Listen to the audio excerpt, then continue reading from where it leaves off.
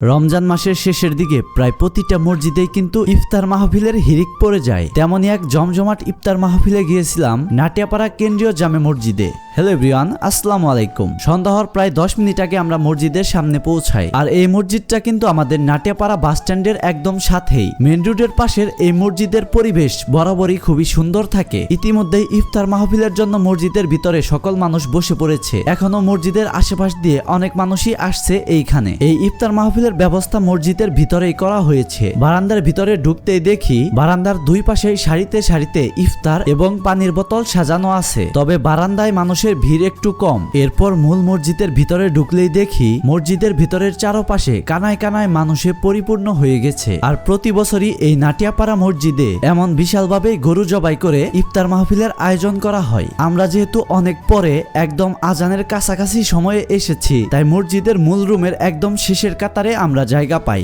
আর মাত্র কিছুক্ষণ সময় আছে আজান দেওয়ার। এর মধ্যে আরো মানুষ প্রবেশ করতেছে মসজিদে, এমনকি বারান্দার জায়গাটাও মানুষে পরিপূর্ণ হয়ে যাইতেছে। আর এই মসজিদে নাটিয়াপাড়ার যে ভলেন্টিয়ার গুলো আছে তারা আগে থেকে খুবই গুছালো ভাবে সারিতে সারিতে ইফতার দিয়ে তারাও এক পাশে নিজেদের মতো বসে গেছে। আর খুবই সুন্দর ডিসিপ্লিন মেনে এই ইফতার মাহফিল আয়োজন করা হয়েছে। আজকের ইফতারিতে দেওয়া হয়েছে গরুর মাংস দিয়ে ভুনা খিচুড়ি, লেবু, শসা, খেজুর এবং পানি। কিছুক্ষণ বসে থাকার পরই ইফতারির সময় হয়ে যায়। এরপরেই খেজুর দিয়ে আমি ইফতার শুরু করি। খুবই প্রিমিয়াম ভালো মানের খেজুর দেওয়া হয়েছিল এইখানে। এরপরে আমরা ভুনা খিচুড়িটা খাওয়া শুরু করি। প্রিমিয়াম ওয়ান টাইমে দেওয়া হয়েছিল ভুনা খিচুড়ি। আর প্লেটে ভুনা খিচুড়ি যথেষ্ট পরিমাণ ছিল। একজন মানুষ ইফতারি করার জন্য পারফেক্ট। তাছাড়াও গরুর মাংসের পরিমাণও ছিল পর্যাপ্ত। কেউ অভিযোগ করতে পারবে না যে সে ভালো পরিমাণ মাংস পায়নি। গরুর মাংস দিয়ে এই ভুনা খিচুড়ি ছিল খুবই সুস্বাদু এবং মজাদার। তাই আমিও ভালোভাবে সময় নিয়ে রিল্যাক্সে এই ভুনা খিচুড়িটি খেয়ে শেষ করি। খাওয়া শেষ হয়ে মসজিদের বাইরে এসে দেখি ইফতারির সময় হয়ে যাওয়াতে মেন রোডের পাশে দুটি বাস দাঁড়া করা হয়েছে। সেখানকার যাত্রীরাও